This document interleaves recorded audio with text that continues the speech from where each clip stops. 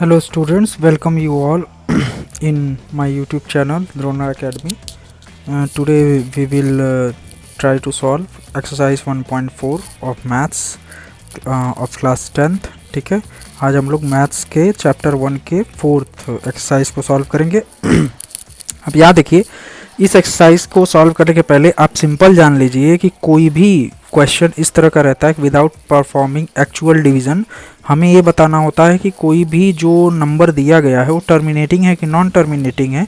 तो सिंपल हमें किसी भी दिए गए नंबर के डिनोमिनेटर को देखना है। ठीक है, अब डिनोमिनेटर में हमें क्या देखना है कि जो डिनोमिनेटर है वो 2 के पावर 5 या 3 के पावर 5 का मल्टीपल है कि नहीं है। ठीक है, अगर 2 या 5 के पावर्स का मल्टीपल है तो टर्मिनेटिंग होगा। अगर कोई भी 2 और 5 के अलावा तीसरा नंबर इंक्लूड हो गया तो हमेशा नॉन टर्मिनेटिंग होगा। ठीक है, जैसे यहाँ पे देखिए हमने नोट में लिख रखा है।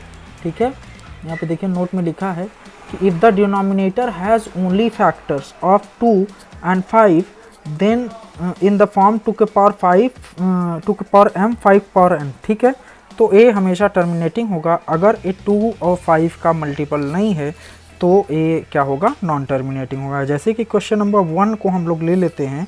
देखिए यहाँ क्वेश्चन नंबर 1 क्या है, 13/3125। तो 3125 का फैक्टर करेंगे तो 5 के पावर 5 आया। देखिए 5 का मल्टीपल है और 2 का मल्टीपल इसे हम बना सकते हैं क्योंकि 5 पावर 5 इंटू 2 के पावर 0 हम इसको लिख सकते हैं। ठीक है, तो 5 मतलब 2 के पावर m और 5 पावर n का एक टाइप हो गया, इसलिए क्या है, टर्मिनेटिंग है। दूसरे पार्ट में देखिए यहाँ 2 के पावर 3 है, 8 है डिनोमिनेटर, तो 8 का फैक्टर किए 2 के पावर 3 आया। इसे 2 के पावर 3 इंटू 5 पावर 0 लिख सकते हैं क्योंकि किसी भी नंबर का पावर 0 जो है वो 1 होता है। ठीक है, अब 1 किसी भी नंबर से मल्टीप्लाई आएगा तो रिजल्टेंट वही होगा, इसलिए भी टर्मिनेटिंग हुआ।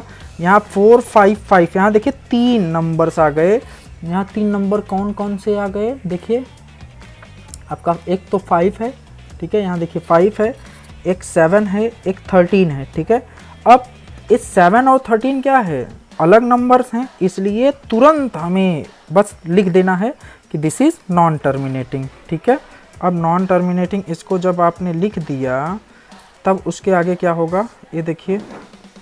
ठीक है, since the denominator is not in the form of 2 के power m into 5 power n, thus 64/455 has a non terminating decimal expansion. ठीक है, अब यहाँ फोर्थ क्वेश्चन पे आते हैं। आप 1600 है डिनोमिनेटर, तो इसका फैक्टर करेंगे तो 2 के पावर 6 इंटू 5 पावर 2 आएगा।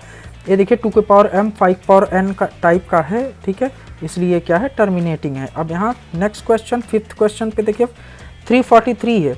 अब 343 का जब हम फैक्टर किए तो 7 के पावर 3 है। अब यहाँ देखिए 2 और 5 की कोई पावर्स है ही नहीं, तो ये तुरंत क्या है, नॉन टर्मिनेटिंग है।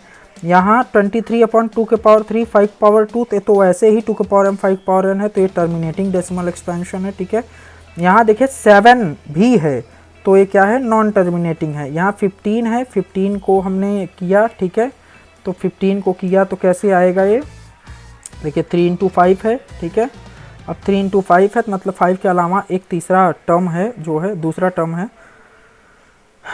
वो क्या है, नॉन टर्मिनेटिंग डेसिमल एक्सपेंशन है। ठीक है, अब यहाँ देखिए, नहीं देखिए 16/15 को जब हमने सिंपल फॉर्म में लिखा तो ये कितना आया, आपका 2/5 आया। ठीक है, अब चूंकि डिनोमिनेटर इसका 5 ही है तो 5 को 5 इंटू 2 के पावर 0 तो लिख ही सकते हैं, तो इसलिए टर्मिनेटिंग हुआ। यहाँ 35/50 है, इसे 7/10 लिखे, 7/10 यानी 7/2 इंटू 5।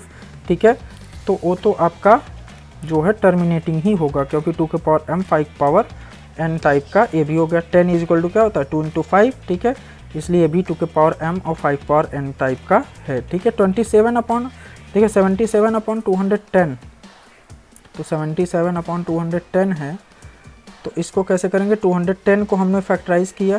ठीक है, ये देखिए 77 मतलब 7 इंटू 11 और 210 मतलब 7 इंटू 30, 7 कैंसिल हो गया तो 11/30 आया। 30 को फैक्टराइज किया तो 2 इंटू 3 इंटू 5। अब यहाँ देखिए 3 एक ऐसी डिजिट हमें मिल गई जो 2 के पावर m और 5 पावर n के अलावा दूसरा नंबर है। ठीक है, इसलिए ये क्या है, हमेशा नॉन टर्मिनेटिंग होगा। ठीक है, अब नेक्स्ट क्वेश्चन देखते हैं हम। ये लॉन्ग डिवीज़न मेथड आपको 9th में पढ़ा चुके हैं हम। ठीक है, यहाँ बस डिजिट्स आपको देखनी है और डिवाइड करते जाना है। ठीक है। तो 13/5125 का रिजल्ट कितना है 0.00416, ठीक है। 17 को ऐसे 8 से डिवाइड करेंगे तो 2.125 आया है, ठीक है। आगे देखिए आप डिवीज़न वाला कर लीजिएगा आप लोग अपने से, ये उतना हार्ड नहीं है, ठीक है।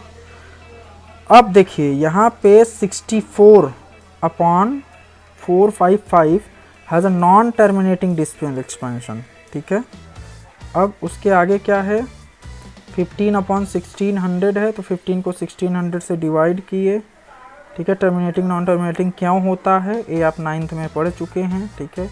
तो जो बच्चे 9th में पढ़े हैं उनको थोड़ी ज़्यादा दिक्कत नहीं होने वाली है। अब यहाँ 343 है, उसको वही फैक्टराइज मेथड से डायरेक्ट आप कह सकते हैं कि 5 और 2 के अलावा फैक्टर्स हैं उसमें, इसलिए वो क्या है नॉन टर्मिनेटिंग होगा, ठीक है। So guys this was all about your exercise 1.4, है ना। चैप्टर 1 की लास्ट एक्सरसाइज थी ये, ठीक है। इसको आप लोग फिर से चैप्टर 1 के सारे क्वेश्चंस करिएगा। अगर कुछ नहीं आता है तो आप फिर से पूछ लीजिएगा, ठीक है, क्योंकि डाउट नहीं रहना चाहिए। Thank you.